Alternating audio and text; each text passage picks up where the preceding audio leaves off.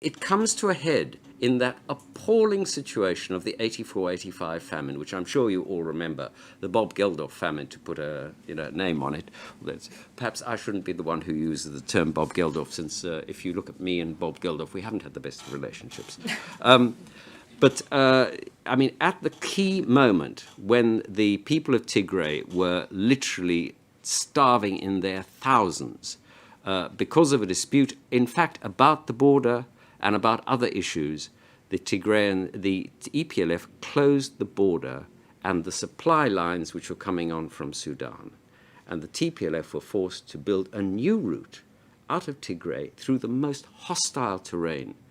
100,000 Tigrayan peasants were sent to do this and to go to Sudan.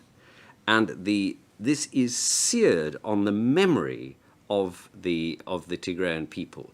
And they don't talk about it a lot, but as one of them said when this was raised, he said, "This was a savage act, and history must record it as such.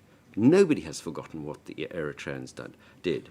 And because of this is just one element in this terrible relationship between two movements, the Tigrayans and the Eritreans, who at loggerheads. It is not a problem between the two peoples. I mean, I have Eritrean friends who go and work in Ethiopia. They come, they go. It's not a problem.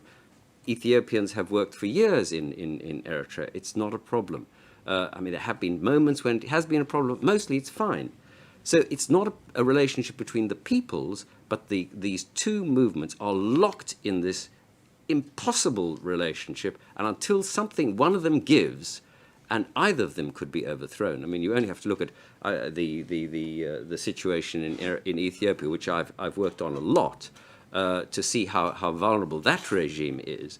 Either regime could be overthrown. Both are working flat out to try and undermine each other. They both have exactly the same policy, which is to arm, manipulate. You talked about the propaganda. Both sides use propaganda.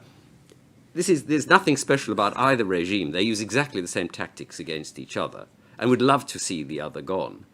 But they can't. And so they're locked into this terrible sort of grip of confrontation. And until something gives on either side, I can see no way forward, despite the best efforts, and I'm sure they're going on behind the scenes, of the international community.